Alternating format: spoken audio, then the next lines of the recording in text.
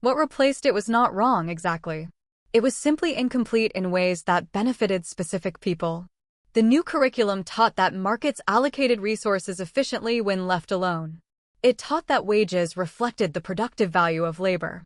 It did not teach who decided what productive value meant, or who set the conditions under which that determination was made. It taught the conclusion. It removed the evidence that had led prior generations to question that conclusion. Edna Morse understood this precisely. In her letter, I'm paraphrasing, because the original document is fragile and the county permits only transcription, she writes that she had been teaching her students to read economic history the same way she taught them to read any history, with primary sources, with documented cause and effect, with the understanding that someone always benefits from a policy decision, and that identifying who benefits is the beginning of understanding why the decision was made. She writes that she did not believe it was her function as a teacher to protect her students from conclusions that made powerful people uncomfortable. She believed it was her function to teach them how to reach conclusions at all. The letter was written in October. She was dismissed in December. Now consider the scale of what was happening around her. In 1902, John D. Rockefeller established the General Education Board with an initial gift of $1 million, eventually totaling $53 million over the following 2 decades.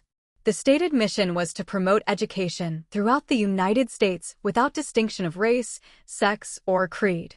The actual function, documented in the board's own published reports, was to coordinate and standardize American schooling along lines its founders considered appropriate for an industrial economy. Frederick Gates, Rockefeller's philanthropic advisor, wrote in 1906 that the object was to produce in the child a perfect knowledge of what he ought to do, and also a will to do it. He was describing the function of school. He was not describing the function that Edna Morse believed schools served. In 1905, Andrew Carnegie established the Carnegie Foundation for the Advancement of Teaching with $10 million. One of its first projects was a pension system for teachers, remembered today as an act of generosity. What is less discussed is the condition attached. To qualify for a Carnegie pension, a college had to adopt specific curriculum standards the foundation considered acceptable. Curriculum control, dressed as retirement security. The teachers who had taught the old economic history were aging out.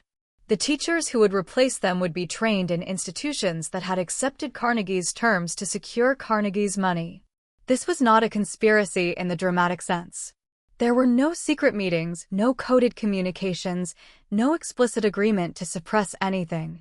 It was something more durable than a conspiracy. It was convergent interest. The men who funded the standardization of American education were the same men whose accumulated wealth the old economic curriculum explained, documented, and questioned. They did not need to coordinate. They needed only to fund. Go back to Osage County. The winter of 1901. Edna Morse knew her students. She had watched them grow up in farming communities where deflationary currency policy had foreclosed their parents' land in the 1880s and 1890s, transferring it to Eastern creditors at fractions of its productive value. She had watched families lose in 2 years what had taken a generation to build. And she understood, from the economic history she had been teaching, why that had happened, and who had designed the conditions that made it happen. She understood that if her students never learned that history, they would have no framework for recognizing it when it happened again. They would have only the story that markets are natural, that outcomes are deserved, and that poverty persists because of failures of individual character rather than structural decisions made by people with names and addresses and specific financial interests. That is what she refused to stop saying. Not a theory. Not an ideology. A documented pattern with named beneficiaries, available in historical records, traceable through congressional testimony and court filings, and the archived correspondence of the men who made the decisions. She was not teaching radicalism. She was applying the same evidentiary standard she applied to everything else. Her students remembered her. That is the part that stays with me. 3 of them wrote letters later in life. 2 have been located in county historical collections in Kansas. They described their teacher in nearly identical terms, a woman who treated economic questions the same way she treated geological questions, or biological questions as things that had answers, and that the answers could be found if you knew where to look and what to look for. One of them writes that she was the only teacher he ever had who made him feel that the world could be understood. Not simplified. Not explained away. Understood. He writes that after she left, the new teacher was perfectly kind and perfectly useless in that specific way. The students who sat in Edna Morse's classroom in 1901 were born around 1888. They would have been in their early 20s during the Panic of 1907, when J.P. Morgan essentially performed the function of a central bank by coordinating private capital to stop a financial collapse. They would have been in their 30s when the Federal Reserve Act passed in 1913. The legislative resolution of the exact monetary debate their teacher had been forbidden to include in her curriculum. Whether they recognized what they were watching depended entirely on whether Edna Morse had gotten to them before December of 1901. The General Education Board published a document in 1913 titled The Country School of Tomorrow. In it, Frederick Gates writes with striking frankness about the aims of mass education. The document is publicly available, and the meaning is not subtle. The goal was a population literate enough to follow instructions, and not literate enough to question where those instructions came from. The old economic curriculum was incompatible with that goal because it taught origins. It taught that instructions have authors, that authors have interests, and that the interests can be named. There is a question I keep returning to. How many Edna Morses were there? How many school teachers in 1901 and 1902 and 1903 received those new curriculum frameworks, looked at what had been removed, and understood immediately what the removal meant? How many of them wrote letters to their superintendent? How many of those letters were preserved?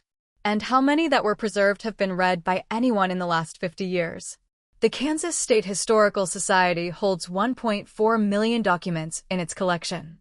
They began digitizing in 2003. Edna Morse's letter became searchable in 2019. Before that, it had been in a folder labeled Educator Correspondence, Osage County, 1890 to 1910, a folder that had sat in the archive since 1948. 70 years in a folder. If there is one Edna Morse in Kansas, there are 50 more in Ohio and Indiana and Nebraska and Iowa. Teachers who saw the curriculum change, understood what the change meant, and wrote it down, because that is what teachers do. They write things down. And whose letters are sitting in state historical societies, courthouse basements, and university special collections, waiting for someone to look in the right folder. The economic history that was removed in 1901 did not disappear entirely. It survived in the letters of teachers who refused to accept the new frameworks without protest. It survived in the memories of students who remembered being taught to ask who benefits before accepting any explanation of how the world works. And it survived in the documented record of what happened to the American economy in the decades that followed, a record that makes considerably more sense when you know what the curriculum preceding it contained. The archive is open. The documents are there. And somewhere in a folder that nobody has thought to check since 1948, a teacher is still trying to finish the lesson she was told to stop giving.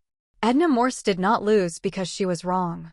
She lost because what she was right about was inconvenient to people who had recently acquired the institutional capacity to determine what American children would and would not be taught.